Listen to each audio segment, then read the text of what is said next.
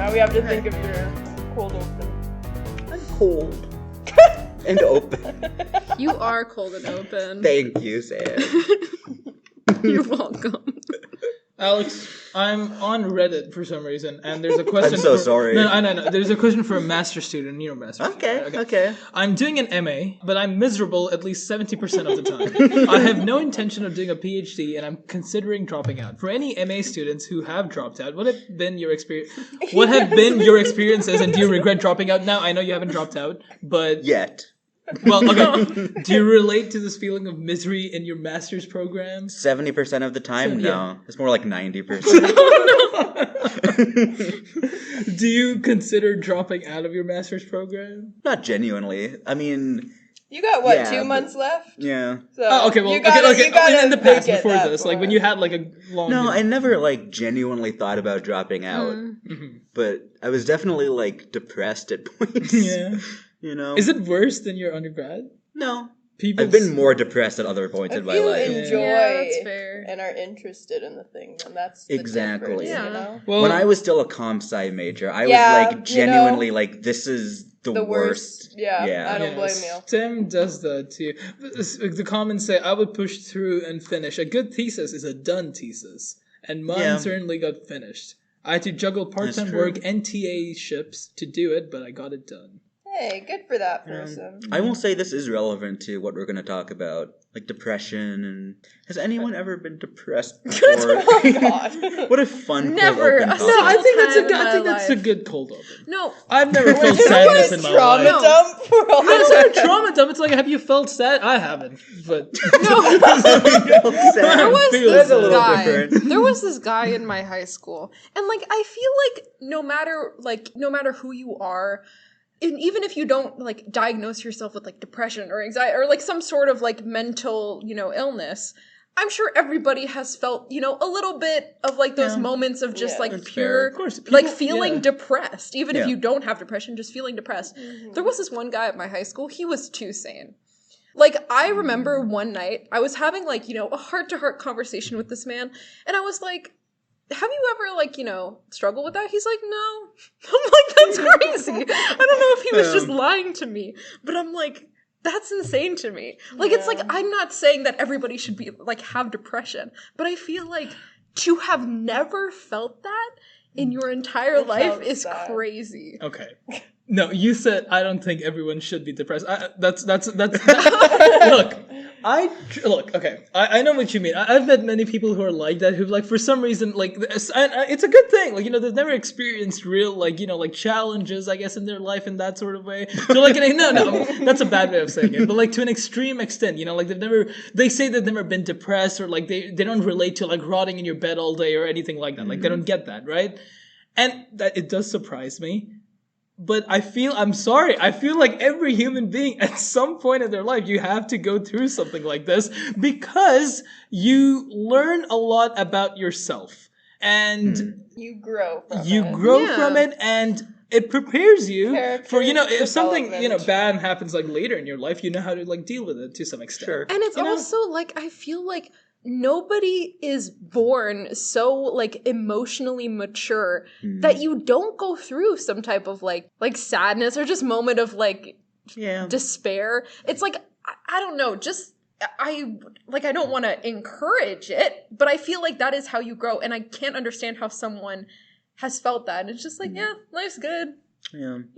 I- like a cartoon character. Exactly. I'm like, are you even real? And like one time he was like, oh yeah, I broke up with my girlfriend of like 2 years. I'm like, okay. He's like, yeah, it just didn't work out. I'm like, okay. I'm like, sure, man. I know. I feel like some of these people are sad, but they're like are in denial or something. That's like true. That. But there are some people who genuinely just like don't Yeah. care, like they don't feel it, It's which I think it crazy to surprises me. me.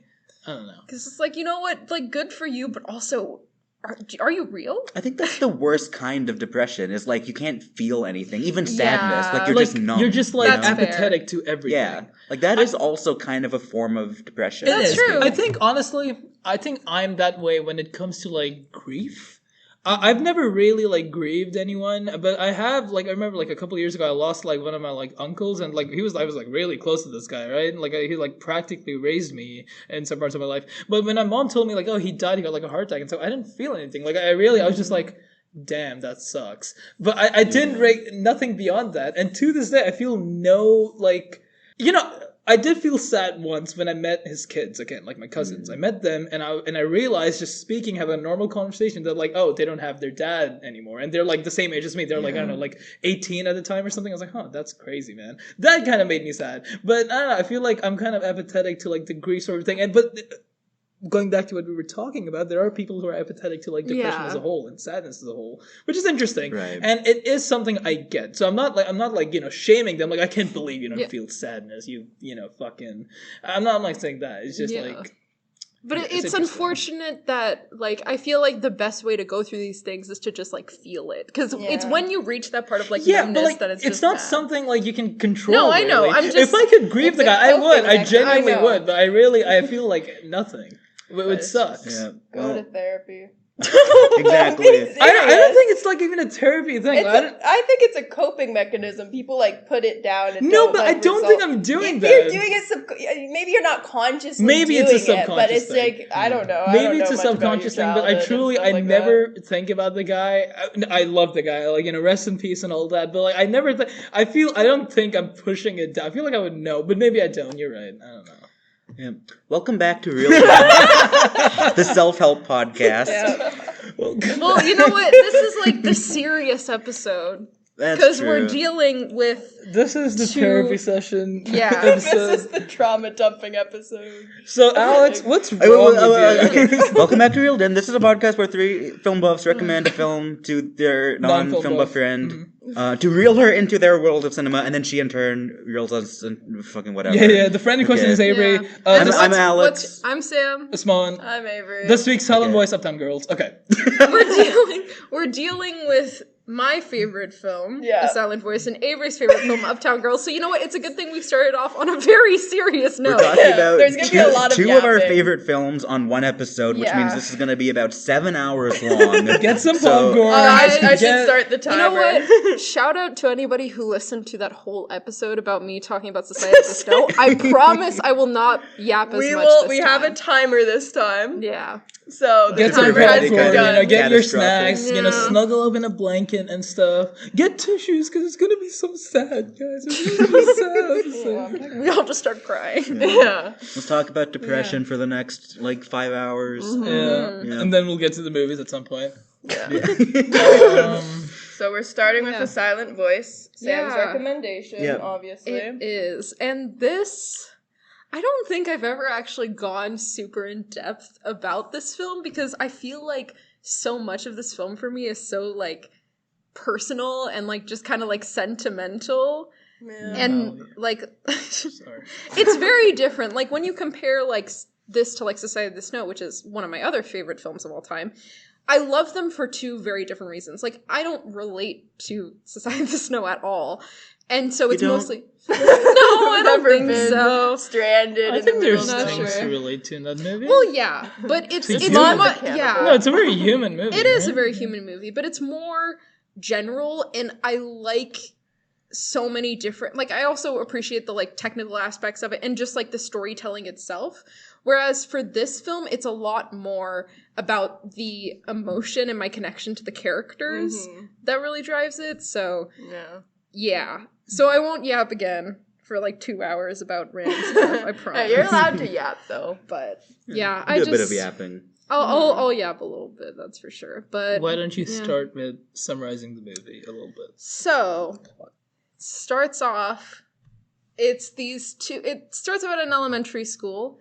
There's... Talking about My Generation. That does start with that. Well, actually... They play My Generation by The Who. Oh, No, okay. They do. Yeah. It actually starts with one of the main characters, Shoya, walking... Well, you see him as he's kind of he sells a bunch of stuff in his room, he quits his job, he gives his mother, money that he owed her, and then walks over to this bridge tries to jump off, or it seems like it, but then there's these fireworks that stop him and he realizes what he's doing, and then he just doesn't end up jumping. And then it goes back in time to elementary school. We really are going to be here for Sorry, 5 hours. Because you're going beat for beat. You're going like, Have we even mentioned yet that this is an anime? I feel like that's important. To say off the bat. Okay, Sam. I'm gonna do it. Let's try not to get beat by beat. Okay. It's an anime movie. It should have been one or whatever. Directed by... Yeah. Naoka Yamada. I think that's her name. Has she made like anything else that I would know? Because I don't really know not anime. that you would know. No, she made what was it? She made one last year, like a.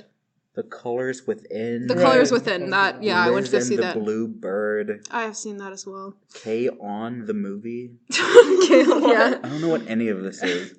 I'm not surprised. But anyways, I will sum it up. So basically at this elementary school, there's the student Shoya, and there's this new student, Shoko, who's deaf. And slowly, like, Shoya and his friends start bullying her for the fact that she's deaf, kind of messing around. Mm-hmm. And also just kind of, like, blaming her and finding it annoying that they have to, like, they can't just, like, talk to her. She can't hear them, and she's, like, asking them to, like, write in her little notebook to talk to her. And they're just frustrated with that, so they start teasing her and, like, bullying her until she, ends up leaving the school. And in the end, the principal of the school ends up asking, like, has anyone seen anything? She left. And all of Shoya's friends turn on him and blame him for everything. So then he starts getting bullied. And then it Continue. That answers a question that I was going to ask you.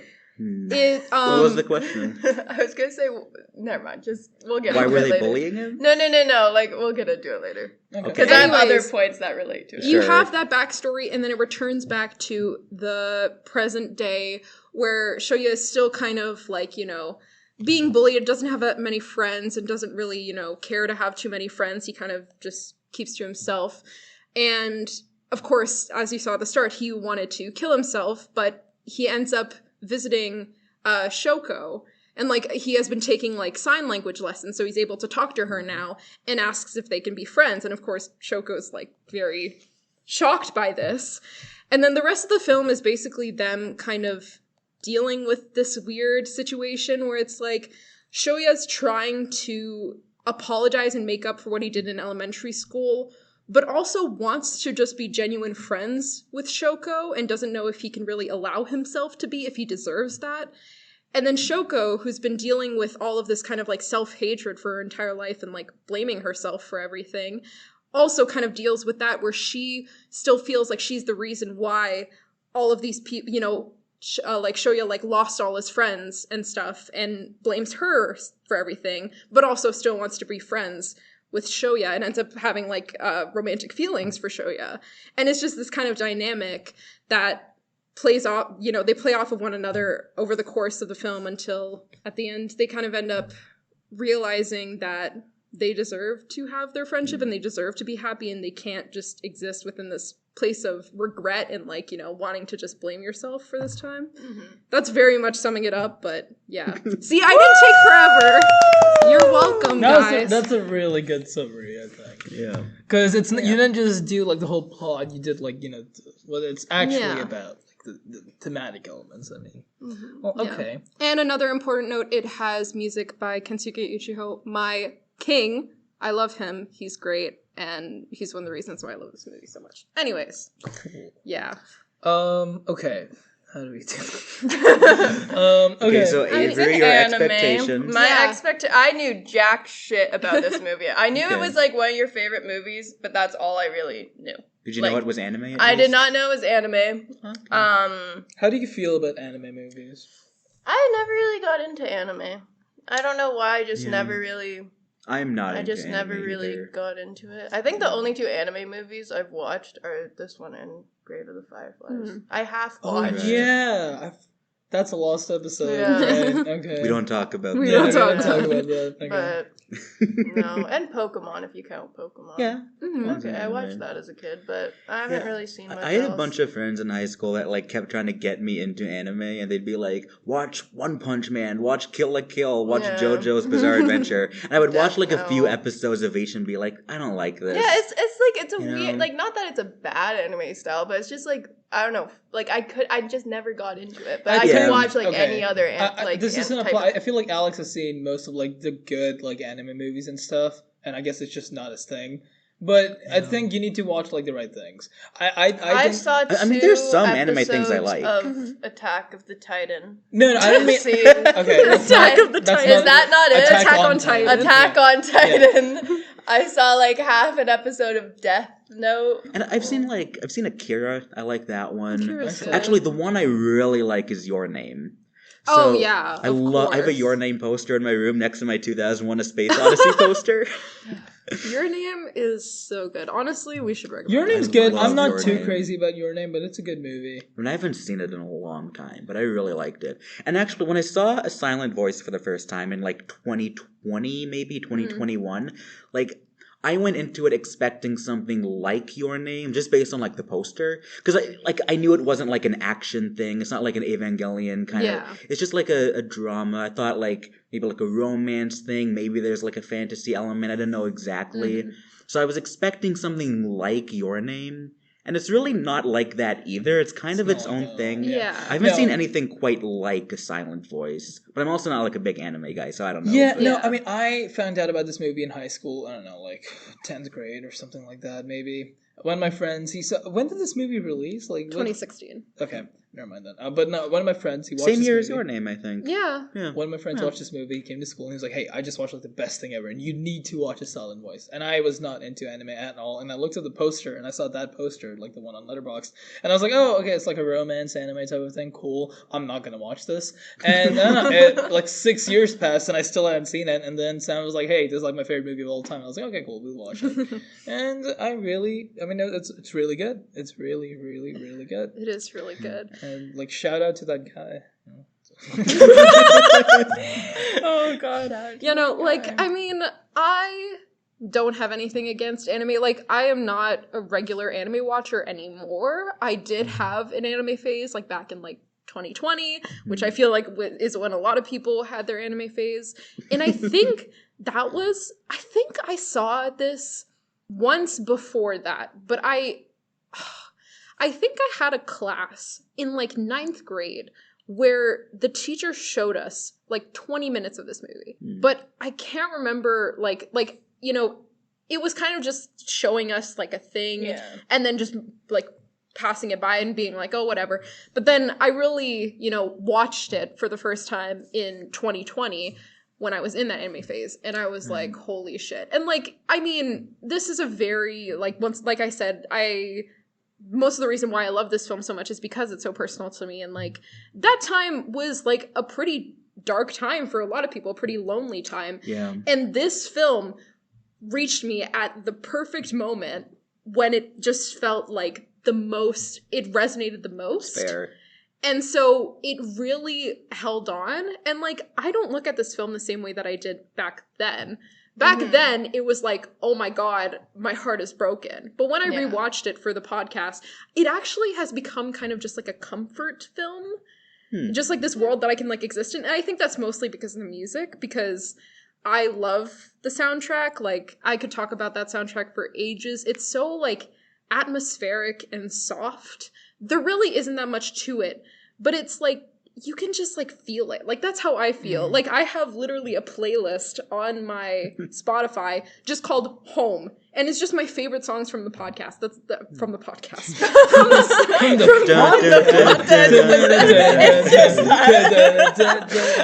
But that's Home too? That's so sweet. Oh, that's so nice. No, fuck you guys. No. No, but it just has my favorite songs from the soundtrack. And fun fact, like, a lot of the songs are like piano, and some of them were recorded inside of the actual piano. I don't remember when you mentioned that, but there was some other episode you talked about that. Yeah. And, like, you can also you can hear him, like, pressing the keys sometimes and, like, the piano bench, like, creaking, or just, like, some sounds in the background, and it's so, like... Yeah, no, I remember when you brought this up. It was in the Amadeus episode, because when she brought this up, I mentioned that in Sufjan Stevens' album, Illinois, you can hear the piano creaks. I remember this conversation. That's why. Yeah. But no, yeah, you can, it's a really nice score. It's really great. It's insane. It's so good, and it's just, that's part of the reason why it resonates with me so much, because... Like, one part of this film that I just love beyond just kind of the story and stuff is just, like, the atmosphere. And I get it if, like, Alex, you don't like anime that much, so it probably wouldn't really give that off. But to me, like, this film looks so gorgeous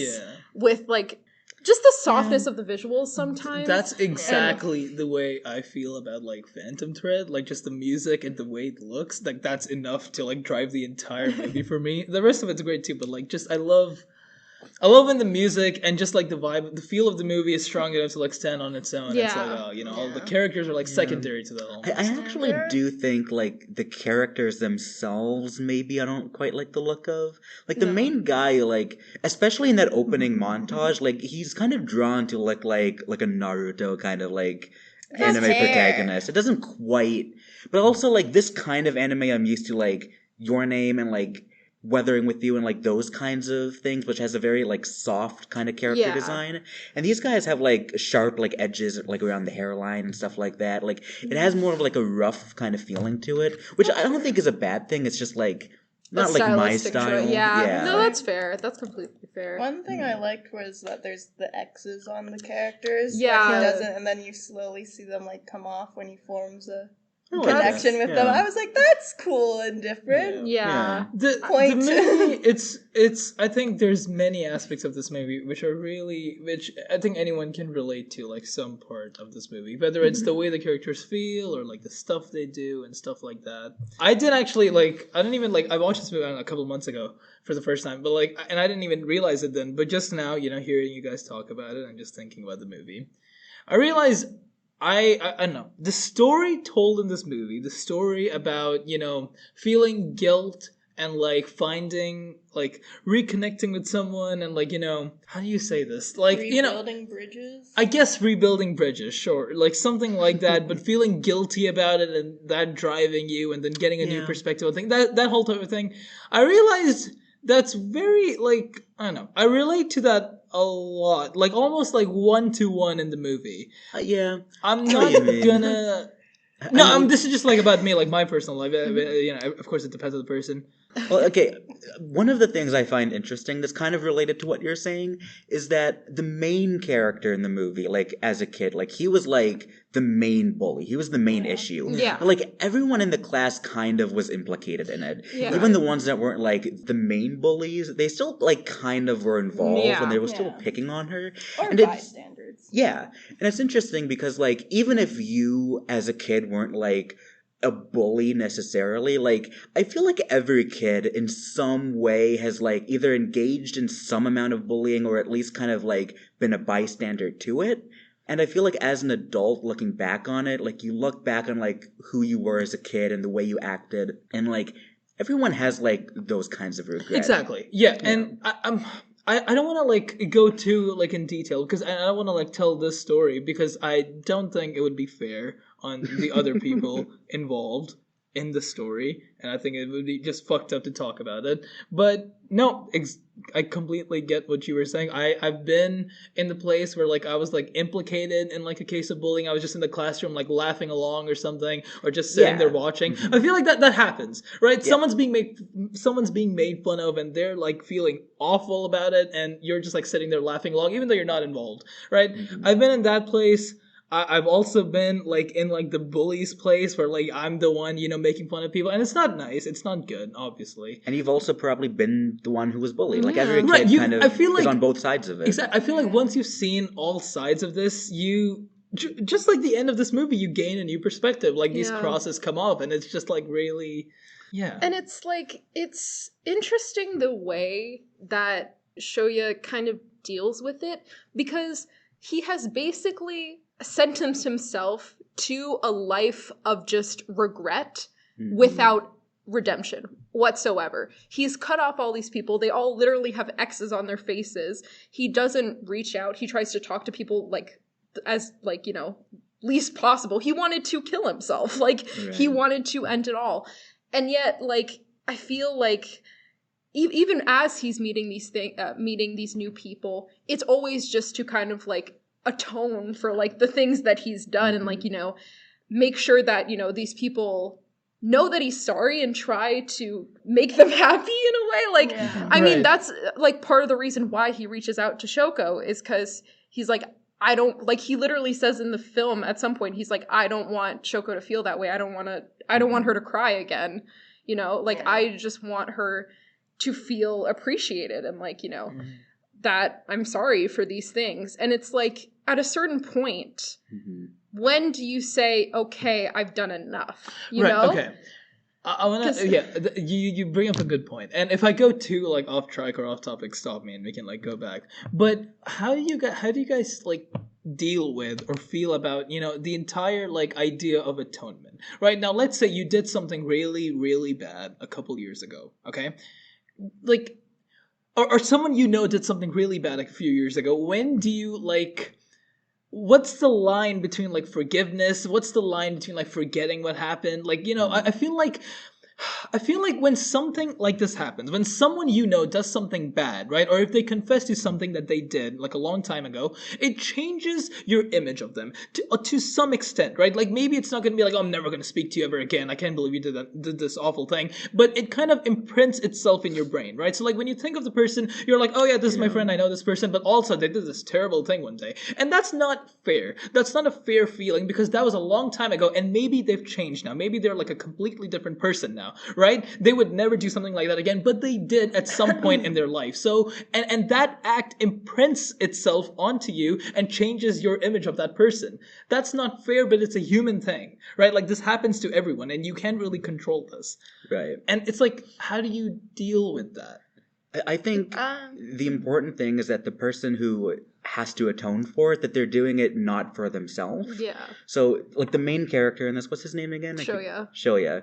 Right? Like, it's important that he atones not just because, like, he feels upset that, like, now he's the one who's bullied. Yeah. It can't just be to ease his own conscience. It has to be because, like, he knows he hurt this other person, and he's atoning for their sake. Yeah. To try to give them a sense of closure, as opposed to, like, you know, absolving, like, his own feelings, you know? Yeah. That's the important thing. So, like, in your situation, like, if someone, like, did something really fucked up, they can't just be apologizing for, like, their sake to get, like, on your good side again or to, like, make themselves feel better. It has to be, like, an authentic, like, I fucked up and I did this bad thing and I hurt you and I'm trying to you know, make things better for you and not just for me. And then then they have to actually, like, change and act on that. I know, but I'm just talking on in a more like cerebral sense where like that act still exists. It's still like, no matter how much they apologize, you've apologized, you're on great terms now, you've moved on, it's been like 15 years, but they still did something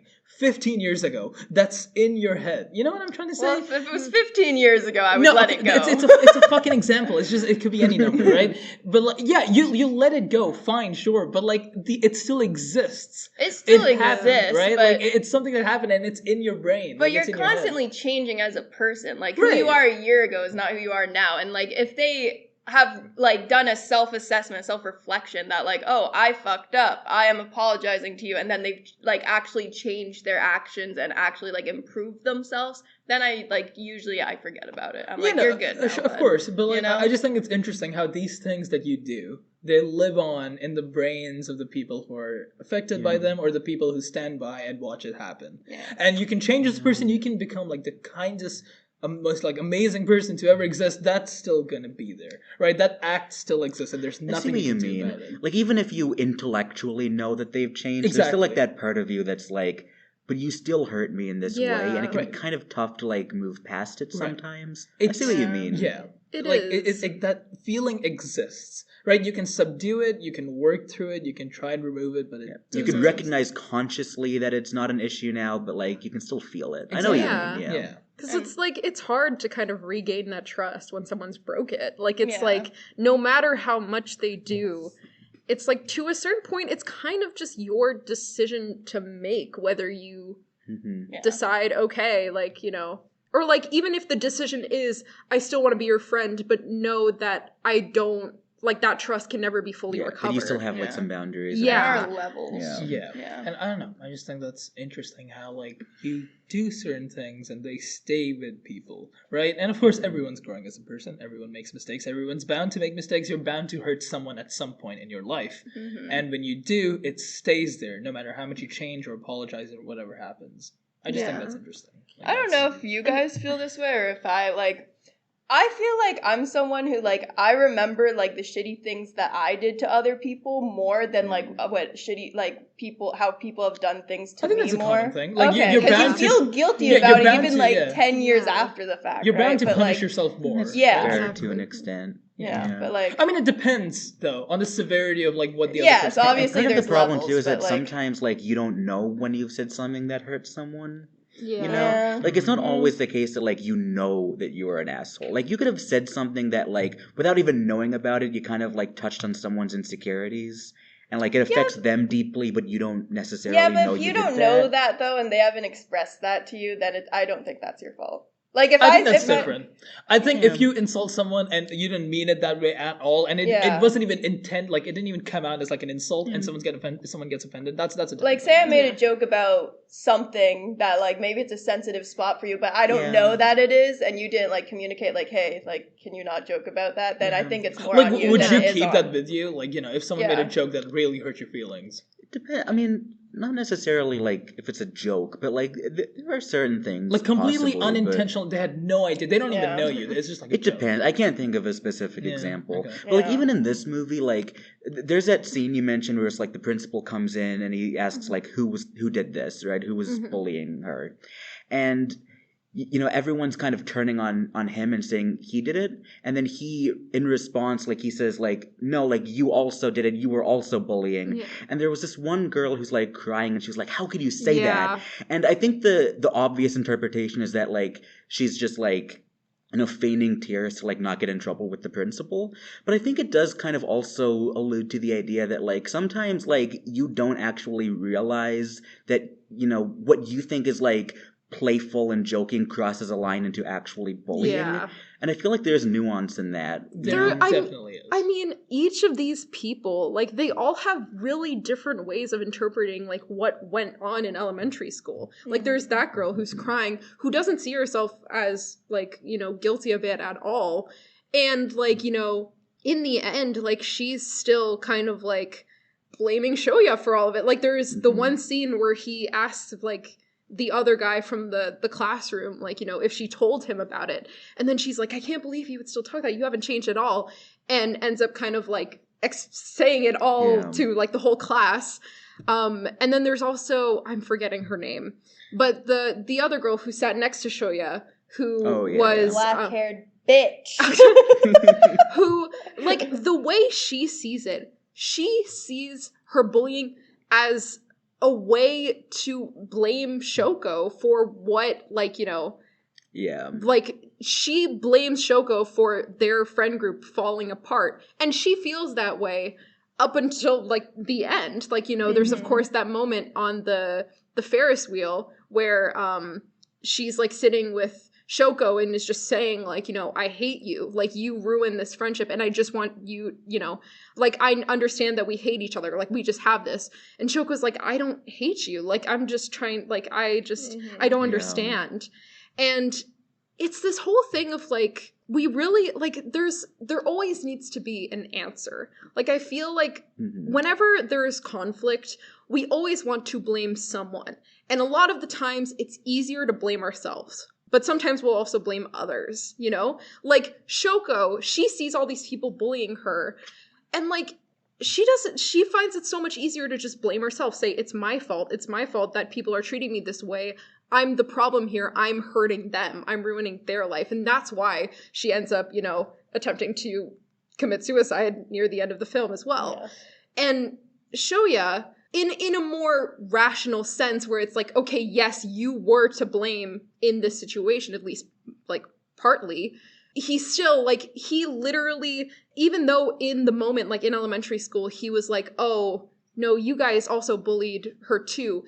Almost for, like, Shoko's sake, he just, like, completely, like, blames, he, like, is so, like, self-destructive. Like, even though there's all these people who are also culpable, like, that moment on the bridge where they're all together after, you know, it's kind of, like, come out again about this bullying that happened in elementary school, he just kind of allows them to just get angry at him. He's like, blame me, I'm the problem here, just blame me. It's easier than to try and, like, figure this all out.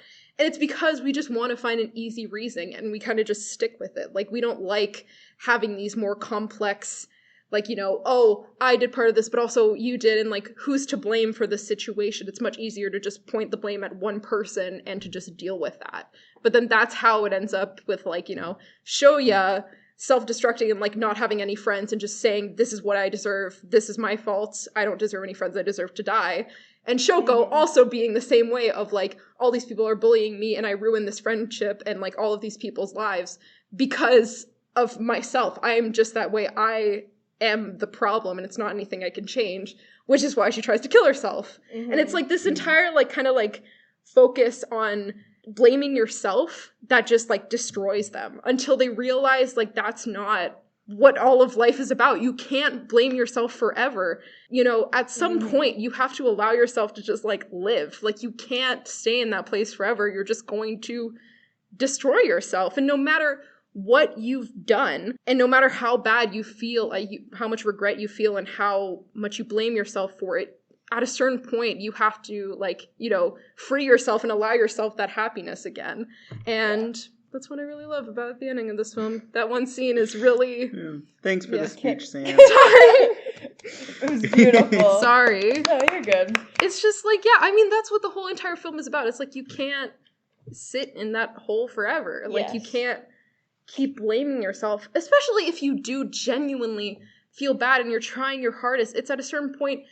You know, like, there's that one scene where Shoya's, like, talking to his friend Nagatsuka in, like, the mall, like, you know, food court.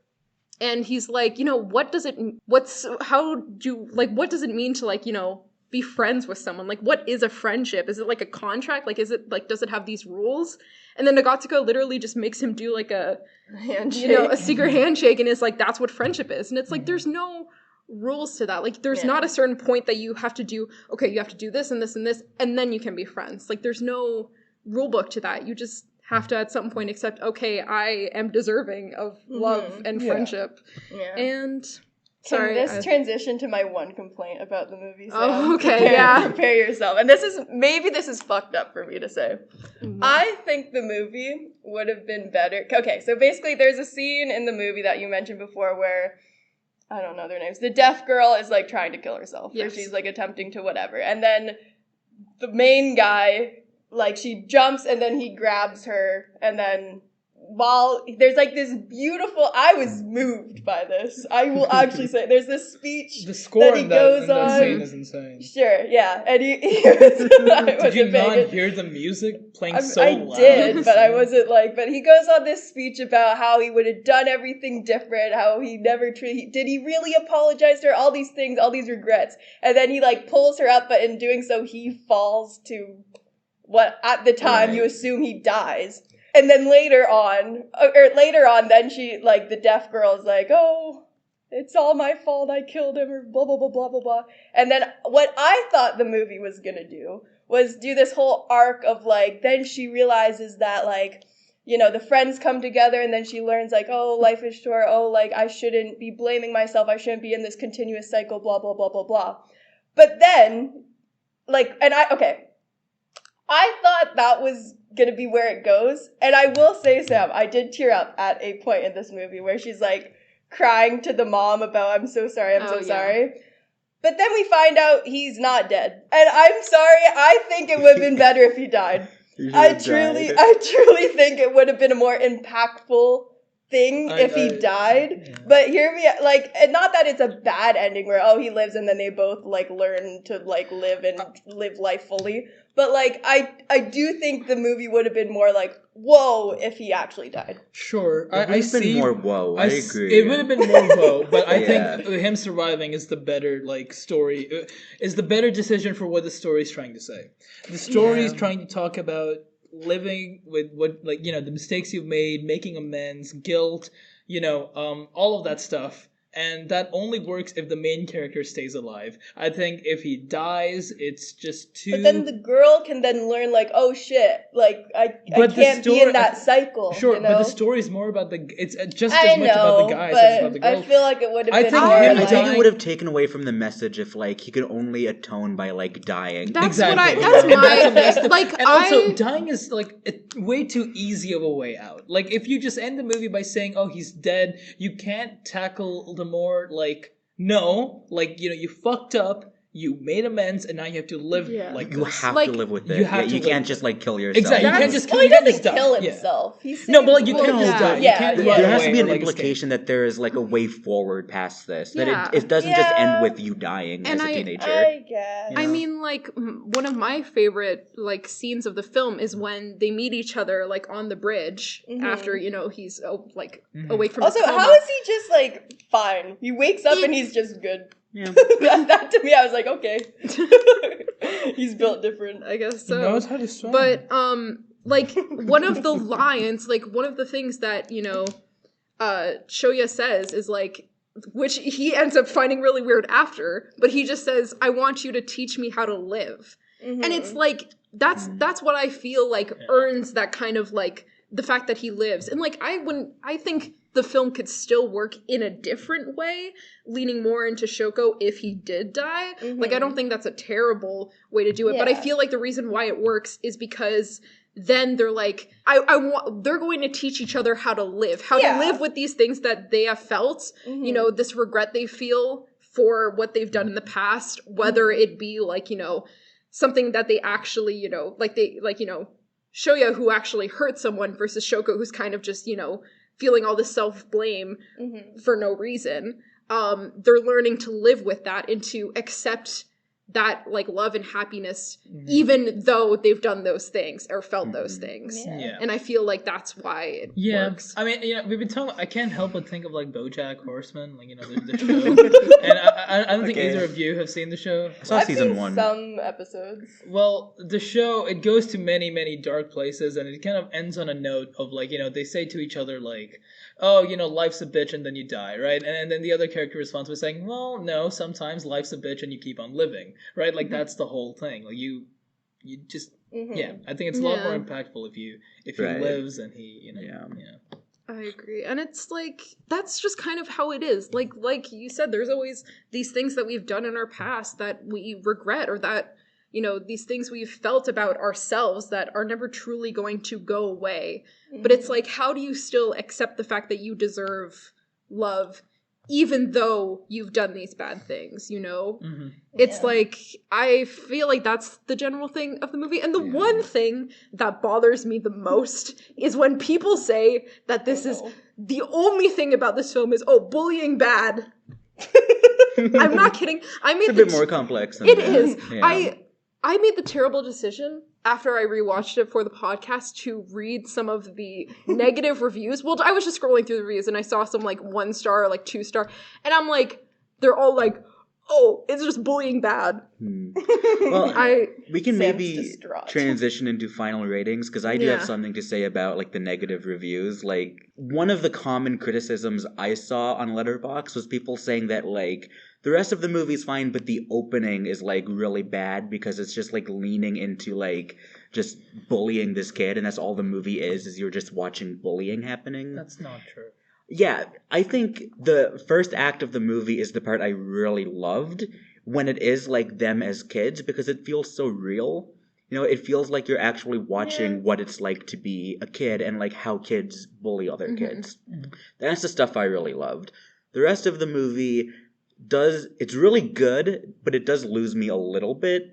At a certain point, I was like, surely we're, like, coming up on the end, right? And I checked the time, and it was just barely halfway through. I feel like on paper and like talking about it, I really love it, but like the experience watching it, it does drag quite a bit for me. You didn't like the Meow Meow Club? I love the Meow Meow Club. So I would just say personally, I really liked the movie. I liked it more on a second watch. I would give it a strong 7 out of 10. Okay. I don't love it, but I like it a lot. You know what? But it does drag a lot for me. I can appreciate that because I saw that too, where a lot of people were saying that it kind of drags, which is fair. I would say that also, once again, this is a movie that's very personal to me and has become, like, because of the music and the atmosphere, it's become, like, this world that I could, I like watching it, even when it kind of meanders. But I feel like the whole thing is that it's not so easy. Like, yeah, you just kind of go back and forth, and it's like, oh, wait, is this okay? Or wait, no, I don't deserve this type thing. But I understand why for some people it would drag. So you know what? I will take that Sam, what's 7 your out of rating? 10. 2 out of 10. Guys, I fucking hate this movie. No. God. It's only about bullying is bad. Jeez.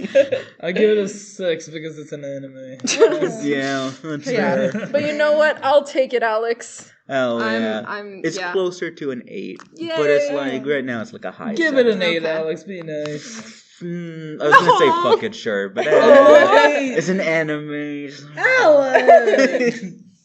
No, she's doing the pointy finger thing. If you raise your ranking for her, you're raising it for mine as well. I am not doing that. A low 8. A low 8. Please. You can do a low I gave 8. it a 7.5. It's a little bump. Tiny little bump. With your movie, I feel justified raising it up a little bit. What the With fuck? yours, I can't. Like, I'm already pushing it to, like, where I'm gonna have it anyways. This is not okay. Guys, we Pushing a got 6 out of Alex 10. to put it to an 8. We won today. I'll I'm go on actually Letterboxd confused. I know right what now. she gave the movie, so I'm confused. I'm convinced. I'll just this say, is a good like, movie. He didn't rate the movie. I saw her rating. I Yeah, no, haven't he seen didn't- your rating. He didn't I rate didn't the put my movie. rating on No, Letterboxd. but I will say, like, I can't raise my rating for that anymore. It's a Yeah. stretch as it is to get it where it is. I'm in the surprised first he's place. saying that. Yeah. That's a good movie. Anyways. We're not there yet. We're not there yet. okay, I gave it a But 7.5. there you go. I Whoa, liked it. he gave it a 4 out of 5. Let's He gave it a 4 out of 5. I think it's a 10. It's a very relatable Wait, movie. hold on, Wait, Avery. what? I gave it a 7.5. What? Why did you For give it a yours. 7.5? Oh, you're now officially the lowest rating for the movie because I For bumped mine up Spirit? to For yeah. Sound Yeah. Voice, yeah. Yeah, What was- it was a good movie. I liked it. I do think the kid should have died. I can't believe that's crazy. It's not a perfect, like, I liked Here's a it. movie I didn't about just... a kid struggling with, regret and acceptance. I think he should have fucking died at the end. It was like, I liked it. I liked the movie. that's I'd good. watch it again. It's not like a perfect movie for me, but I did like the movie. Please don't hate I will me. accept it. Oh, Would you bring it up to an 8 for me? My Maybe. favorite I movie brought of it all up to an time. 8. yeah, but I'm about to Aw. hate you. Please. Fine. Yay! Fine round up. Let's go! You make it an Okay, 8. what did you give it? I mean, initially I was between like a 9 and 10, and I gave it a 10. So Let's I go. don't know. And guys, I don't know if I need to say this. I know this is going to surprise a lot of people, but this is an 11 out of 10. Whoa! This is going The to first ever stay. 11 out of This 10. has been my top movie on Letterboxd for the entire time I've had Letterboxd. It's not going to change. It's not going to move. I love it. It's amazing. Was it not Okay. Joker Yeah. like yesterday? Joker, Yeah. the movie Joker. Yeah. Side My note, favorite movie Joker, this is the the movie Joker. one of my notes. The elementary school teacher is hot in this movie. I'm I sorry. thought keep that saying too. that. People Yeah. always say That that. was one of my few notes. I was Also, one damn. last quick note. Don't worry, I'm not going to be like like, yeah, super you're long. good. You're good. I really like some of the like kind of callbacks that they do, or like there's a word for it, but I can't remember. Like there are many points in the film where Shoya or Shoko, like they're reaching for each other but miss. You know, kind of like the last scene, like where Shoya like saves her. Like there's the scene on the bridge where Shoko drops the notebook into the river, and as she's jumping, Shoya reaches out to her but misses. And then there's also another scene where they're at like a museum, and he ends up like sliding down this like slope thing and reaches out his hand and Shoko misses it once again. Or there's also the scene right when they first re-meet each other when they're adults, where Shoko like hides under this railing, and then Shoya comes around the corner and puts his hand on the railing, and that's how Shoko like notices that he's there, because, you know, she can't hear him. And then the same thing happens when they're out on the bridge, like after Shoya is like gotten up from his coma, where he stumbles onto the railing, and that's how Shoko notices. And there's just a lot of those, you know, little things that I really like, the little details. And of course, I love the score. Shout out Kensuke Ichigo, my king forever. I love him so much. And yeah, the score is really good. It's so good. I like this one review of the movie that said, I was bullied and tortured at school because I was the only kid with a waterbed. So I got surgery and became a waterbed. Suck my cock, trolls. Okay. So, yeah. Okay. Whatever, man. You know, it's so true. School bullies are sick, dude. They're fucked up. No, it's cool, I think. Okay. That's what you meant. That's okay. Yeah, this guy idolizes Marty Mauser. I love Marty Mauser. Okay. Wow. Yeah. I do think every kid at some point in their life should be bullied, because I do think... Okay. No, true. I actually mean it, because it does make you a better person in the future. Sure. Okay. On to my favorite movie now, Uptown Girls. Really great movie. I don't know how to start. Do you want to do the plot summary? Or do I do the plot summary? Do you summary? want to do it? I feel like you can do it. Yeah. You got this. I'll correct you. Okay. I'm just pulling up the names in case I forget. Okay. Great. Molly Gunn, Raish Line. Yep. Okay, there we go. Okay, I got this. This. So, Molly Gunn is the daughter of Tommy Gunn, a famed rock star, legendary rock star, who unfortunately died in a plane crash, I think, with his wife. So she lost both her parents at a very young age. Musicians keep dying in plane crashes. That's crazy. What'd you say? I actually didn't hear what you said. Musicians be dying in plane crashes. That happens all the time. This is true, yeah. Actually, I wrote a list. Does it? I don't think that's a thing. No, that's absolutely a thing. Did John Lennon die in a plane crash? Buddy Holly, Otis Redding, Jim Croce, like half of Leonard Skinner, Stevie Ray Vaughan, and John Denver all died in plane crashes. John Denver? Isn't it the Country Roads guy? He died in a plane crash. Oh, he's dead. He's been dead for some time. I think he's been dead for. No. Where did he die? Was it in like Virginia? Like where did the plane crash? I don't know. Aww. But yeah, that's the thing. Like that's why he died in a plane crash. Okay, in the movie. maybe the movie was referencing that. I didn't catch that. Okay. But so yeah, she's the daughter of Tommy Gunn, and they die. They die when she's 8 years old. Yeah. So Molly is living off of her dad's money, sort of. Like she's in this really big house or like this apartment. She has an insane lifestyle. We'll call it insane in like all the bad ways, right? Like she's a cluttered mess, she doesn't really know what's going on. She's very much a kid. Like she's practically like a 12-year-old trapped in like, how old is she? Like she's 22. 22. She's a 12-year-old trapped in like a 22-year-old's body. She's like sheltered. She doesn't know how to be mature. Right. Yeah. She's extremely emotionally immature and all of those things.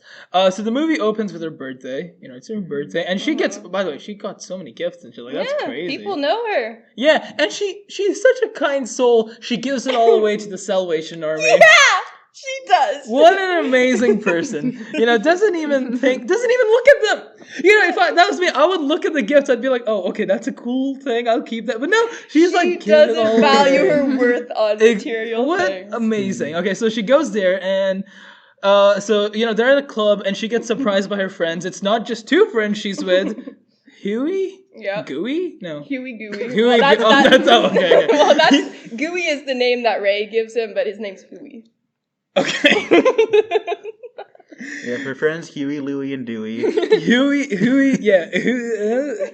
So they're there. It's a surprise birthday, and then there's this rock star kid. What's his name? Oh my god, Neil Diamond. Neil Diamond is in is in the club, and he's performing a song. And Molly Gunn's like, oh my god, wait, he's playing a guitar and he's a rock star. He's really hot, actually. And so she tries to like chase him. That's why you want to learn guitar. I want to be like Neil Diamond. This is You're true. a hero. And then they talk to him and everyone's like, oh, he doesn't sleep with women. He's like I don't know, something's wrong with him. Something's wrong with him. Molly's like, okay, I'll try. And then they go home. She takes him home, and they sleep together and all that. But then, okay, let's get a bit serious now. Okay. Molly calls her friend Ingrid. Yeah. No, it's not Ingrid. Ingrid. It's Ingrid. Okay, Ingrid, and she's like, "Hey, this guy won't leave. I really want him to leave. It's the next morning, and he won't leave." And she's complaining to his friend. And then she gets off the phone, and the guy Neil, he's preparing to leave. He's like, "Dude, I have a show. I gotta practice and all that." And she has like a panic attack almost. She's like, "Wait, I don't want you to leave. Why are you leaving?" It's a very confused reaction, you see, because she said she doesn't. She wants him to leave, but she actually doesn't. Exactly. And so okay. Also, I love how you told Sam not Yeah, to I just realized. We're like 10 minutes into the movie. I just realized. I'm sorry. Let's skip ahead a bit. So, cut to Molly's life has fallen apart. She's lost her house. She's lost everything. She needs a job. She doesn't have like inheritance money or some shit, right? Or like a ran out. Oh no, the guy runs away with the money. The guy runs away. Rob stole her The lawyer money. runs away with the money. He goes to Cuba or something like that, or South America, someplace in South America, I think. And then, what's it called? Huey's like, "Hey, I can get you a job." Molly's like, "Cool, fine." Well, she moves in with her friend, right? Yeah, she moves in with Ingrid. She moves in with and her Ingrid. friend's like, "You broke piece of shit, can't pay for rent. Like you're so poor." And then she's like, "Oh, also I sold Tiger Woods' golf clubs for $10 at a yard sale." Right. Yeah. Like, come on, man. Like you need the rent money that bad. Like maybe you sell that for a little more than $10. Yeah, so Molly, she's staying with Ingrid, and she starts babysitting, like the daughter of like a big record company person or something. She like Ray signs Schlein. on. Ray Schlein's an She's 8-year-old. babysitting Dakota Fanning. Yeah, Dakota Fanning. We love Dakota Fanning. Dakota Fanning and Brittany Murphy are gonna be the same age this year, because she Died. That's That's crazy. fucked up. Crazy. How did she die, Brittany Murphy? Mold. People actually don't know this. People suspect that she was killed. Some people think it was drugs. Some people she think died it of was something. It's actually a conspiracy She died theory. of something, but then her husband died like Of a the year same- later in the same house. Yeah, like it's actually like a big And conspiracy so they were like, theory. the house has mold that killed them. I think that Yeah. was like what I heard. Okay, regardless. But Are Dakota you Fanning's done? in the Dakota Fanning. We love Dakota Fanning. She's at least in the top 2 Fannings. Okay. It says she died of pneumonia and anemia, severe anemia, from toxic mold. Yeah. Okay. There you go. Her last words were, "Mommy, I can't catch my breath. Help me." That's so sad. Why did you read that? So sad. This is so sad. Mom, I'm dying. I love you. You know, she is a really my good God. actress. I liked her a lot in Clueless. I'm not the biggest Clueless fan, but she's really good She in is it. good in Yeah. Clueless. 8 Mile, don't know if you've seen that. Eminem. No. Eminem. Mom spaghetti. What else Girl is she in? Interrupted. Little Black Book. Was she in Girl Interrupted? She's in Girl She's in Happy She's Feet. the girl with the short brown hair with She's the in chicken Happy on Feet. her. Since She's I've in seen Happy that, yeah. Feet. She's in King of the Hill. Couldn't tell you who she voices. She's She's in in Sin City. Plays Bobby. Sin City. She's in Just Married. Sin City. So, anyways. I guess I've Anyway. seen quite a few movies with her, and I just Molly- didn't recognize her. Molly Gunn, she's babysitting Ray Schlein. Now Yeah. Ray Schlein is 8 years old, but she's practically like 30 or something. She presents Right. herself as like an elderly, germophobic woman, She's elderly. and like She's I don't know, like more mature. She's very you mature. know. She's extremely mature. She She's doesn't very like well this put kid together. shit like playtime. Yeah, fuck all you that. know. Fuck those fucking amusement park rides, all of that shit. She does ballet. What else does she do? She does get into fights in school. She does that sometimes. But no, Molly's babysitting, and they're like opposites because Molly's like a kid and Ray Schlein's like like a grown up practically. Well, okay, let's get into that then. Yeah, we don't have to yeah, keep yeah, going through the plot. Yeah. But okay, so here's what I want to say about like these two characters, right? I think if you've ever seen a movie or if you've ever like interacted with the concept of fiction in your life, I think like that dynamic is such like a trope of like, the adult who like acts kind of childish, right? She's like really immature, and then the child who's like more mature and adultish. Or even if not that exact dynamic, like something like that of like two complete polar opposites that like find some common ground, Like, and I'm not saying it's a bad trope, but it is like everything has done it. Like, one of the first, like, like big kid shows I watched when I was really young was like Drake and Josh. And that's the same kind of thing where it's like, Josh is like the kind of immature, like kind of nerdy one. And then Drake is like the cool kid, where it's like the opposites, and they kind of like meet in the middle, and then throughout the show they kind of become more like each other, and I think like my impression like going into this movie, first of all, like my first impression was I googled the movie to like find what streaming thing it was on, and I immediately saw the Rotten Tomatoes score was like 13%. What? Which, yeah. 13? 13. Men, they don't get it. So I went in being like, oh god. Did you see like the audience score? What was that like? I don't know. I just saw the critic score was 13%. That's crazy. And then when the movie started, yeah. because I didn't know anything about it, but once I saw it was like that trope, I was like, okay, I know exactly what the movie's going to be. It's going to be so predictable because it's such an obvious dynamic, right? It's actually 14%. It's 14%. And the audience score is 61%. Okay. See, that's still like lower than I would think. Because like on Letterboxd, it has like a 4.0 or something. Like it's really high on Letterboxd. I think people just didn't get it at the time. One of the bad reviews says 2 obnoxious lead characters and an uneven screenplay. I disagree. I'll find this person and shoot them. Go on, Alex. Okay, so you thought it was going to be predictable. Yeah, and it kind of is for the most part. And then you get to, I think, in my opinion, the best scene of the movie is the subway scene. Right? Really? I think that's the best scene. Oh, okay. So the context of this scene is that, like, Molly is like, hey, we're going to go to Coney Island because they have this ride where you sit in these giant teacups and you, like, spin around. And Ray, like, loves, like, tea time as, like, a play activity, right? Which even that is interesting because, like, tea, like, is thought of as, like, high class, kind of, like, adult themed, but, like, it's filtered through the lens of, like, playtime. Yeah. So that's interesting, but then, like, so she says, okay, we're gonna go to Coney Island, and then they cut to this shot of, like, it's a close-up, and then you reveal that she's looking out the back window of the subway, and it's, like, driving off in the distance, and it looks like she's being hauled off in, like, a prison bus, and then, like, on the subway, she's like, I can't believe you've dragged me to this, I don't wanna go in the giant teacups, like, this, an amusement park is for children, this is a childish thing, like, fuck you, man, but, and Dakota Fanning is such a good child actress, I think, because you can see, like you can see the layer beneath that where like she's saying this is childish, I don't want to do it, but you realize she's like really fucking excited. She wants to do it, and she accepts it. She accepts it. Yeah. What did she say? What's the line? Like I'm so stoked, or something. Psyched. I'm psyched. I'm psyched. Right? Yeah.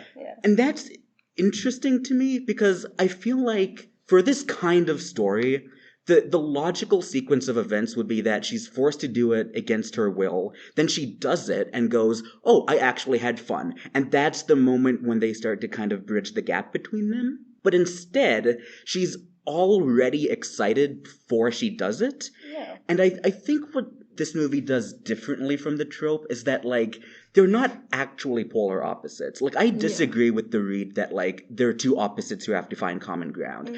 I think actually they're more similar than it seems because she acts like an adult and she acts mature, but she wants to be a kid. She wants to play and, like, go to the amusement park. And then Molly, on the other hand, she acts childish, but she wants to be mature, like, because again, like the trope would be that she is forced to get a job and she's like, oh, I don't want to take care of this kid, but then like they grow to like each other and then she starts liking it, but instead she likes doing the job and immediately connects with the kid. So she wants to do the job, she wants to like be an adult and like pay rent. So they're not, it's not like the way you would expect the trope to go. They're actually kind of starting in a similar place where it's like they have childish and mature aspects to them.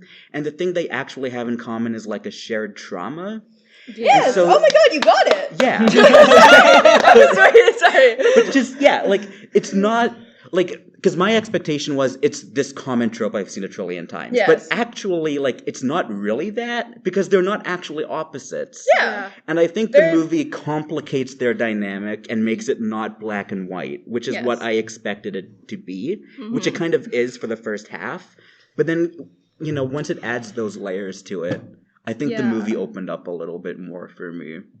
I'm really proud of you. Like, yes. I was going to go on a rant about how you're wrong. Basic media analysis. That first half of that, I was like, you didn't get the movie at all. And then...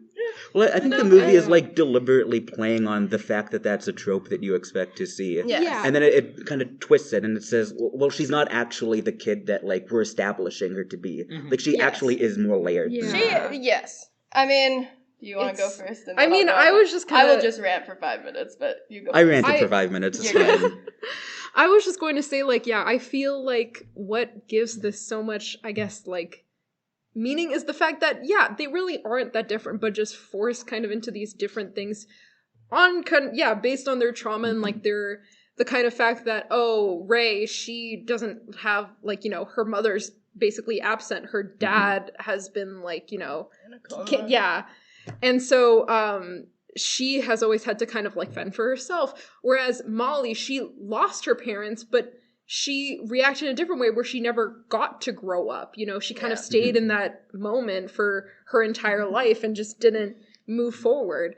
And one thing that I feel like also works with the kind of... He read my review, you didn't. Review? You did? Yeah. Oh, okay. I read it. And one thing also that I feel like adds a little bit to the dynamic, and like this is more of kind of just, you know, me applying, like, I don't know if this was the, like, you know, film's intention, but I feel like it also plays into the roles or like the ways that women are seen just in general, where it's either they're like, because they're playing very exaggerated versions of, like, this is an adult who's, like, still childish. You know, she has a pet pig. Her room's an absolute mess. She doesn't, you know, hasn't even had a job her entire life. That's why there's a pig. Whoa. And, like, you know, it's a very exaggerated version of this. And then, of course, Dakota Fanning's character, you know, she's a kid, but she's, like, super... you know, stuck up. She has, you know, she does ballet. She likes tea parties, you know, she, you know, is super like strict about things. And I feel like those are the two like ways that, you know, it's like, it feels like in some people's eyes, when you're a woman, you're either one or the other. You're too bossy or you're too bossy and not fun enough, or you're too childish and not serious enough. Right. Which I feel like it does play into, I don't know if that was the intention, but I noticed that too, where it feels like that's kind of the issue, where they really aren't that different, but it feels like they need to be one or the other. And I also feel like that's why. They lean into those roles as like a coping mechanism. Yeah. Because like Molly wants to be mature, but like at the same time, if she actually does that, if she matures and like gets a new place to live and like sells her dad's guitars, that's also her coming to terms with the fact that like he's gone. So it's like acting childish in a way is like her way of like refusing to like accept the fact that he's actually gone. You know?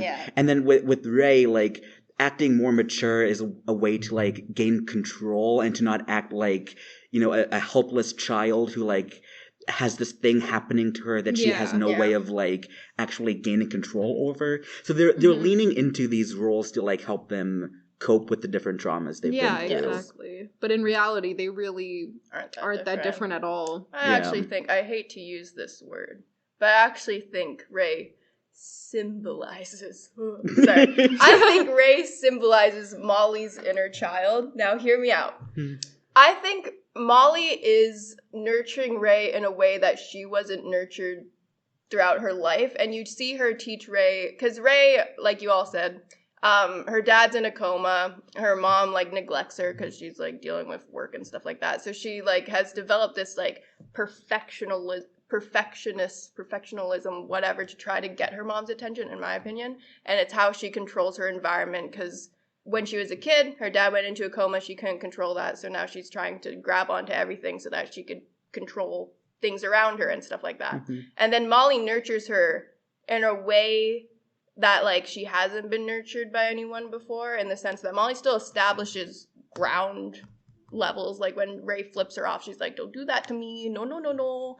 But, right, yeah. But I think by, Molly doing that and, like, creating this, like, mutual, vulnerable space relationship between the two of them, she has created this ground to where she is nurturing Ray in a way that she hasn't been nurtured. And the scene to me there's two scenes that highlight this. One, the teacup scene. We will get more in depth to that. But the ending of that scene where Ray kind of breaks down and hits Molly, that is so beautiful. But then you see Molly, like, cry, like, as well, because she's like, oh my god, this kid is going through what I went through, and, like, oh my god, I just want to give this kid, like, a hug. And then at the end, the ending scene, the big, like, dance thing, this makes no sense about context, but I think when there's we can talk about that more. Yeah. Basically there's the ending sequence is like Ray's at her ballet recital thing, and then at the end she's like, I want to put on a whole, like, show for Molly, and then, like, Neil comes out with all of her dad's guitars. And also, I didn't know this till, like, a few months ago, Ray was the one who bought the guitars, or, like, her mom or something, not Neil. I always thought it was Neil. I assumed it was Neil. Yeah, apparently it's Ray. Because they just established that, like, he got a big record deal, so he probably came out a lot of money. Well, in an interview, Dakota said it was Ray who bought the guitars. I always assumed it was Neil. Regardless, she then goes around with all the guitar and, like, dancing, and then she lets her hair down and, like, does this random movement. And in that, because prior in the movie, Ray refused to do the freestyle dance because she's like, that's for kids. And then in the ending, she does the freestyle dance, and it's like, oh my god, she's a kid again, and it's so beautiful. Yeah, I did like that. Yeah. I don't like Neil as a kid. I wish that he just wasn't in the movie. That's, like, my big complaint. Because, like, it kind of ruins the final scene, which should be between Molly and Ray. And, like, Neil is singing this song, and correct me if I'm wrong. Oh my god! But isn't it the song that, like, her dad wrote for her? Yes, about her. But now, like, the hot guy is singing it, so it has, like, almost an incestuous implication. Because he's transforming this song about, like, a fatherly love into, like, it almost comes across as romantic because he's supposed to be the romantic lead. Who else are they gonna get to sing it in? They should just not have that. But I think that adds ruins to the scene because I don't like that. It's the song that her dad wrote to her, and I think that whole, like, Ray's dancing as a child on the screen, and then they played, like, Molly's song about how she smiles and she smiles. I think it's a whole, like, oh my god, there's my child itself. She's healthy. But that part and I like. I like the connection between Molly and Ray. I feel like the Neil aspect takes away from it because I think he's just, like, an annoying dick who can't write good music because that song is fucking terrible. Like the Sheets of Egyptian Cotton. You know what? When they first played it, I thought the joke was that this is a really bad song. Yeah. But then they act like it's a good song, and I'm like, what the fuck is this? The person in the movie who said that he's the next Jeff Buckley. I'm sorry, there's no way. Yeah. There's no way. It's such a bad song. Did you appreciate the comment Molly made about how Mozart is music? Yes, you listened to this slit your wrist? I did write that down in my notes. There's one of the very few, like, lines I wrote down is music to slit your wrists. The other line I wrote down. Molly. I agree you know with what? Molly. True. The other line I wrote down was "act your age, not your shoe size." I love that line. I fucking love that line. That's a good one. Yeah. That's the only two I wrote down. Oh my god. What did you think? Yeah, did you think anything smart? It's so quiet for once. He hates women, that's why. No. It's fucked up. No, you guys said everything I liked. I loved this scene. How did you feel about the teacup scene? Let's talk about the teacup scene. No, it was great. I mean, before the teacup scene, one of my favorite scene in the movie was when Molly's, like, sick or something, and she tells Ray, like, hey, you should go see your dad. You should go, read the story out loud to him. And, and she tells her about this thing she saw on TV where, like, if you read to a loved one who's, like, sick and stuff, they stay alive longer. It's true. I saw it on TV. It must be true. And Ray's like, okay, I'll trust you and I'll do that. And they do a pinky promise, and she goes to his room and she reads. And a couple days after that, her dad dies. And Molly comes over and she's like, oh my God, Ray, I'm so sorry. And Ray just, like, is cold towards her. She ignores her and she's like, you promised me. And so sad. Yeah. And I don't know, I love that the movie did that. I feel like the cheap way, the easy way out of that would just be like, oh, she promised me and it happened. Oh my god, we can be like best friends. Thank you so much for teaching me, blah blah blah blah. But no, it did. Like the promise didn't go through. Like it was you never wrong. break a pinky promise. Those are it was sacred. Wrong. It was bad. But and I don't know. I was very pleasantly surprised by the movie. This is added to the Hall of Real Movies. This is genuinely one of 2 real movies that Avery's ever recommended. Yay! Truly, alongside Coach Carter. I think, I go into every movie that Avery recommends with an open mind, but my expectations are always very low. I'm like, you know what? If this has like, I don't know, some competence to it, I'll give it a pass, right? And I don't think like, that's the bar, but like I'm not like going into it with that. But this movie, like I was surprised at how real it was. It's a real movie. These characters are real, and I agree with what Alex said. I think Neil is an awful character. He should not have been in the movie, and I hate that the ending does kind of hinge on his relationship. Need Neil, because then it's like the growth though. No, but at the beginning she's infatuated with him, and then at the beginning she's like. That's fine, but then he shouldn't have been in the movie after that. Exactly. The thing is, he's not. They never even try to put effort into telling you, like, hey, maybe this is a real relationship they might have. Maybe there's a real spark here. No, I feel like the point that the movie was gonna make is like, hey, look at the shitty guy she's with, and now she's not gonna be with shitty guys anymore. I thought that's the path the movie was gonna take. They don't end up together. I know, but then why would the entire like I think emotional? That's the implication. Why would the no. entire emotional climax of the movie partly hinge on his performance of that song? I don't know. That's my only negative of the movie, honestly. Okay. Like, I just didn't like Neil's entire character. Like, I think for a movie that like is so focused on like the relationship between her and the kid, but like that's the central like dynamic that the movie actually kind of works around. That is like successful. Like I think that stuff works, and to take away, or it doesn't take away from it, but to like have a whole other like guy relationship just for the sake of like fulfilling like that part of the checklist. I feel like that's what they're doing. It genuinely does feel like a checklist. You have to have a hot guy for her to make. Because you need to have a hot guy in a movie. You can't just make a movie with female characters. That's fucking crazy. Because women aren't gonna go see a movie about women friendships. They have to have a hot guy in it. Exactly. There is a fan base behind this movie. I don't think there was back then in the 2000s. When was this movie at? Like the early 2000s? Yeah. And apparently it's like a 14%. Like, people fucking hated this movie at the time. That's crazy. Because I have actually, I've known about this film for a long time, and I didn't have a chance to watch it, but specifically for the teacup scene, which I've seen so much, like, on social media. It's like, the one shot of Molly sitting there. I've never seen, like, any, like, image from this movie before. It is such a beauty. It's, like, one of my favorite great. Scenes ever. I love the scene where they go to, Coney Island for the first time, and it's just empty, and it's the wrong time of the year or something. It's like the ending of Vacation. And they have to come back. They go, and it's just completely empty, and they're like, this fucking sucks, man. And they have to go back there next week. I don't know, I just love that, because... And she like finds Ray just staring at the teacups which aren't working and stuff. And then did you know she always puts her sunglasses on when she's about to cry? Yeah. No, I just love how real the movie was. Neil fucking sucks, but it's fine. You know what would have been cool if they used Neil as a way for her to get her dream job of being like a designer, because that's what's implied. Like, oh, she made him a jacket, like, oh, can you design my pants? Can you design this for me? Like, she's probably gonna go into that industry. She goes to the... I know, but it would have been cool if that's the extent to which Neil was involved in the movie. I don't think he should have come back. But no, I think the movie, it's about the maturing and, coming of age about like for women specifically. But I think on like more than anything else, it's about trauma, right? Yes. Like that's the central theme of the entire movie. How people cope with it. And I feel like it's definitely like I feel like, I mean, I'm talking from my experience, but I feel like it is particularly touching for women, but I feel like it could affect anybody.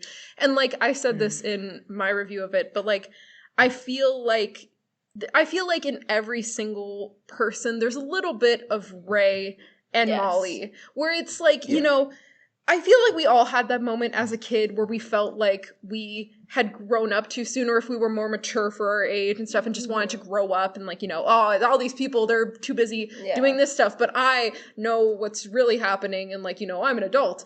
And then when we're an adult, we realize we don't know what the fuck we're doing and we actually are still like kids. Yeah, and it's like, I feel like one part of this that kind of impacts that was kind of like COVID times where it's like, I still feel a little bit of like the age I was at that point, where it's like, I don't feel like I really went through the same type of like, growth that I would have if not for that. Mm-hmm. And like, as much as, I'm an adult now, there's still that part of me that's still, in that kind of like high school, like mindset. And it's like, I feel like this film kind of, I'm looking at Alex's face and he's I was going to say, I can't relate to that. I was an adult when COVID happened. Oh, okay. Well, I was not.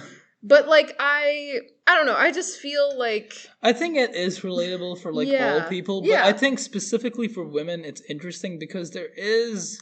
there are these like societal standards that, people expect of women or, these certain things that women are supposed to be or not supposed to be. And I think when you combine that with what this movie is saying and how they present the female characters in this movie, it's more interesting and complex with women. And that doesn't apply to men in the same way. It's also seen like in the way the mom acts like she knows everything about Ray. Like she has her figured out. Oh my god, that one scene where Molly's like, do you know what etage your daughter's at in ballet, Mrs. Shrine?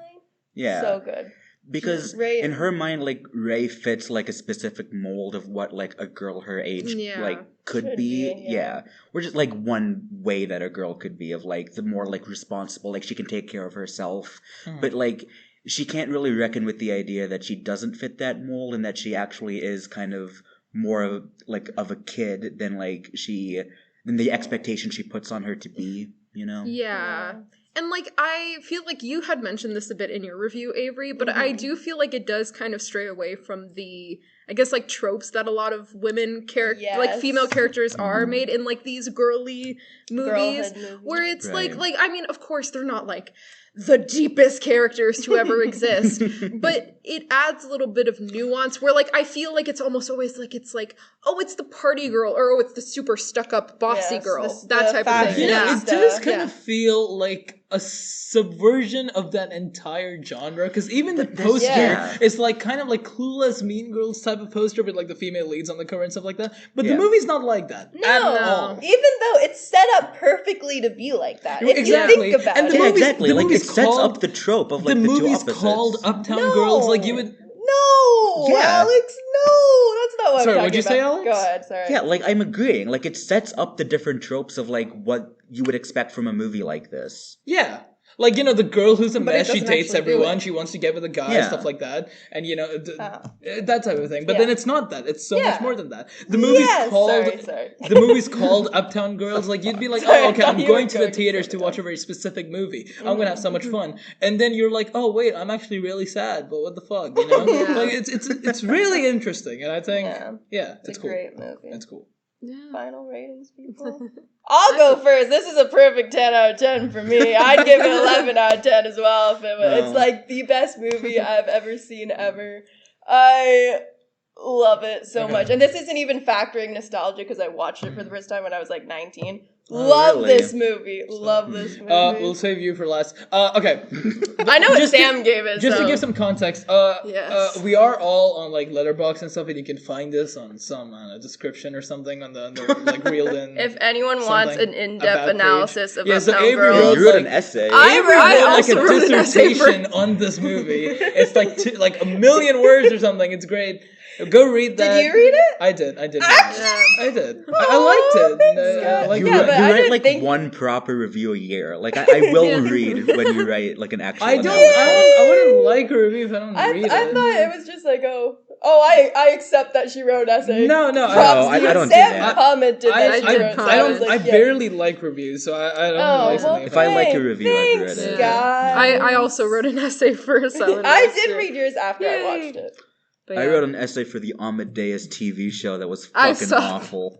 I wrote an essay for Nolan's hit movie Interstellar. That was fun. You did. But no, I for this movie, I was between two ratings, one lower than the other, and I was like, And then I read Avery's dissertation on this movie, and I was like, you know what?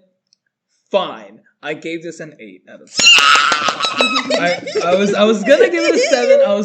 I was like set on a 7, but I was like, you know what? Fuck it. I never like an Avery movie, and I do. I'll give it an 8. Fine, I'll go all the way. It's fine. It's an 8. Yeah. No, I was in between an 8 and a 9, and I think more of like I feel like more of the kind of like personal connection made me lean closer to the. I would probably consider it like an 8.5, but I put it as a 9 just for you, Avery. Thank you. And yeah, I really enjoyed it. Now Alex is gonna say give it a 3. All right, Alex. Okay, Alex, you are entitled to your own opinion, and I won't hate you. You gave A Silent Voice initially a 7. Initially, yeah. Is this? No. Well, that's a dead giveaway. Okay, that's true. I'm sure he rated it lower than you guys, but. Okay, the highest movie you've rated mine so far was what, Coach Carter? Yeah, which you but gave as a it 6 out of 10. Okay. Is this the highest rated Avery movie for you? Well, so I was also between 2 ratings, and I did go with the higher of the 2 ratings, which is why I said I'm not going to push it any further than this, because it's already a stretch to get it there. I was pushing it with the 8, but I'm happy with it. Yeah, like I'm not going to go any higher, and I'm being generous. I am generously giving it a light 8 out of 10. Oh my god! Podcast over. We're not. That's great. Wait, so before this, you did have it above A Silent Voice. Sorry, Uptown Girls is amazing. I think A Silent Voice is an even lighter 8 out of 10. Is this the first time I've reeled you in? You might have reeled us in. I have been reeled in. in. This might be the only time. I have indeed. This been is a very reeled in. special episode. This is an embarrassing day for me. Which is crazy because as I was watching it, I was like, this will be like a 6 out of 10. But I think like the subway scene is when I was like, okay, there's more going on than like I was seeing initially, and it made me like start to think about like their relationship a bit deeper, and I was like, okay, I see something in this. Did any of you cry while watching this movie? No. I did not cry. Oh, okay. I mean, I felt the emotion, I never cried watching movies, so like it's not really like. Yeah. The last 4 scenes. I mean, I thought it was like it tugged at my heartstrings, but Yeah, no, I no. You know what? I was That's smiling good. more than like crying. That's good. Yeah. Like that's sweet. That's I will say Okay. like I would watch it again. I would be open to watching it again. I enjoyed it. I think Yay. no, not I Did think you- this is the first time that one of us 3 has given an Avery movie a higher rating than the film movie. Guys! Sorry. No, Sam. I'm very happy for you, This Avery, is but I'm also... the only time this will ever happen. It would be better if this wasn't my favorite movie of all time. That's true. That's funny. Dude, Like, if it was like fucking Hey. like Arrival or something and you hated it. They rated my favorite movie But it's higher like, than this is yours. like How do you you feel feel Every about other that? time Sam recommends a movie for the podcast, it's been great. I've loved everything you've recommended. I But like when your it's- movies the most out of the 3 of you but when guys. it's your favorite movie and Avery's favorite, for some reason, I liked Avery's favorite so more. fucked And up. that is fucked up. I'm I mean, so we still sorry. liked your Fucked up. movie. What did you give it? Like a 7? 7, 8? I bumped it to an 8. Okay, he rated it the same. And you better keep it there. I will. But I like barely put it to an 8 after this conversation. I determined Uptown Girls was an 8 before I even read your This is so review. fucked Could you up, bump it to a guys. 9? Not even close. Absolutely not. It's Maybe- barely an maybe, 8. Like maybe on rewatch, now that Okay. I know I like it going into it again. What does that mean? So you were like, I'm gonna hate this. You Well, gotta go I didn't with think an I was open gonna mind. hate. I did go in with an open mind, but I That's wasn't. what I do if your guys' I just movies. wasn't expecting it to be more than like a 7 at the Well, most. you knew this was like my favorite movie. It's not yeah, like but you you went- That also doesn't like mean abductions. anything. Let's look at the rest of your top 4 real quick. No. Let's just Good take a bird. quick. Alright, Glory. Sam and I will do connections. No, then. no, just wait just a moment. I have Friday Night. No, that's not in there. Is it in there? Blades of Glory. I like that movie. Good Burger. Anyways, Sam and I will do. You know what? You know what, Good Alex? Burger and It's- Uptown Girls in the same like. Friday Night Lights, That's a real movie. Good Burger, Blaze of Glory. That's an insane top 4. Yeah. So you can understand why I was skeptical. It's actually insulting to this movie that you have Blades of Glory right next to it. Yeah. It's genuinely so insulting. But you know, like I wasn't expecting to dislike the movie, but I thought there was like a ceiling to how much I would like it. And I would say it surpassed my expectations. And now that I know that and I go into it again like with it, that in mind, yeah. I feel like I would like it You more. like it every time you watch it more. Yeah. But I still wouldn't go I to it. I thought this would be like the most 6 out of 10 movie to ever exist. But it wasn't. So I'm happy. Alex, I hope you know that you hurt me today. And I'm never going to forgive you. And you're going to have to live. That's still You're going to have to live with that regret for the rest of your life. You know, my one episode. And I'm never episode forgiving we you. record in the future, Sam's gonna know in her mind that Alex gave her favorite movie of all time a lower rating than Avery's favorite movie of all time. And it's And not there's because... nothing you can do about that. Look, There's just nothing you can be do about that. happy. This is the only time this will ever happen on the podcast. I will atone for my mistakes, and I will not jump off a bridge. Okay? You should. You know, that's fair. Sorry. No, I Stay don't. dead and not come back to life. Fuck you, Alex. How dare you, man. Alright, Sorry, connections, Alex. people. We gotta wrap I this do not up. want you to die, Okay, please. connections. I Trauma. actually think that there's a lot more in common with these than I would have thought. Like, there's Trauma. quite a bit in common. Yeah. Trauma. Trauma. Trauma from when you were a kid, and now you have to kind of reckon with that as an Yeah. adult and what that means for you. I think Moving past it, but like still like recognizing that's a part of you, and you can't really get rid of it completely. not really a connection, I guess, but both movies have an extremely good and nuanced depiction of depression and grief, and it's cool. It's really interesting, I think. Yeah. It's in a really heartfelt way. That was easy. Is that it? I feel like we could go deeper if You we could, wanted but to. do we want to? How much time? What I mean, We're almost at one. they minute. both have scenes at amusement parks. That's right? true. That's a pretty big Yeah. one. An important scene, you know, in both movies. Does Silent Voice have like ballet or like dancing or anything? No, unfortunately. Is Ray deaf? No, I don't think Maybe so. look in the future. Maybe. What? It's possible. Yeah. Okay. Yeah. Yeah, That's true. I don't really know if there's any other... Okay. Well, Like, okay, Sam, solid connections. do you have a closing remark on your favorite Fuck you, movie? Alex.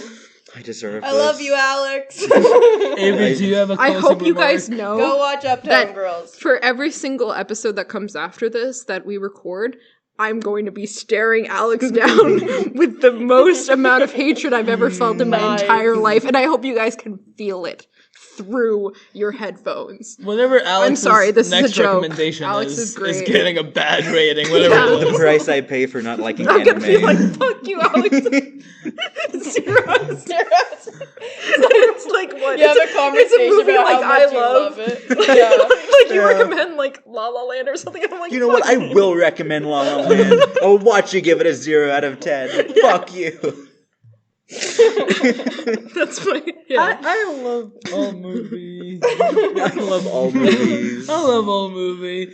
Hey, I like them both. This was a very Anyway. positive episode. Yeah. You know what? Like, No, we talked about depression. Yeah, but we like the movies. Yeah, but I it's like, you guess. know what? It's nice talking about movies I that think- yeah. most of us love. I would say Oh my god. it's a The good shade. thing that the one episode where, for some reason, we decided to talk about Sam's favorite movie and Avery's favorite movie. Bad we're- decision. Really Bad decision, Yeah. but we're positive on both of them. Because imagine how awful it would have been if we were like, Sam, your movie's great. Fuck you, Avery. If you guys You called know? this movie slop, I would have quit the podcast. No. If you gave me No. like a 5 out of 10, I would It's- have been like 5, this isn't even whatever. close to slop. No. Yay! My bar for slop 13% is low, insane. man. Yeah, I that's genuinely, crazy. well, no, I feel like it's misogynistic. I honestly, I can't Thank put you. Okay, he honestly, said it. it's a bit Yeah. strange. Like, I feel like it is kind of like falling into that trope of like, oh, they're so exact. Like, she's so messy and so like I think they childish, and didn't she's understand. Okay, how I mean, about the movie's Yeah. about like that, and so for that to be the criticism feels like it's like a I positive of the genuinely movie think almost. that- I mean, like, that's just you know? one of my guesses. I'm not I saying it's a good genuinely thing. think it's because like I don't think like you guys got it, but I don't think your men understand this movie. maybe. But that's just my take. Like I could be wrong. I don't know. I will I'm say only a like girl. on Letterboxd it's like a 4.0. So I Yeah. think people I think over now- time- Real people Yeah. like this movie. Yeah. But the people on Rotten Tomatoes, the Who fake even people. fuck Rotten Tomatoes, man. Well, I mean, I don't know, man. Anyways, thanks for listening, Yeah. guys. Thank you. And Alex, I forgive you. Oh, And you don't have to live the rest of your life in regret. Wow. As if you You were don't have to going blame do that. yourself Yeah, for the you rest don't of your have to blame life. yourself. Well. See the power of friendship. Yay! So true. Thank you so much for listening, people. Shout out to Kensuke. Kentucky Yoshio, R.I.P. Brittany Murphy, shout out Dakota Fanning, and Don't go on any bridges. No. stay away from bridges. Talk Oh my god, sorry. In both movies, people jump off a bridge. true. That is true. That's true. I didn't even think of that. Brittany, She jumps into like the sewage water. I love Yeah. that scene, by the way. That's I crazy. don't know if you understood that. I'm sure you did. Connection. Just felt like jumping. She just wanted to escape. She saw the father-daughter was sad, saw the couple was sad, and just...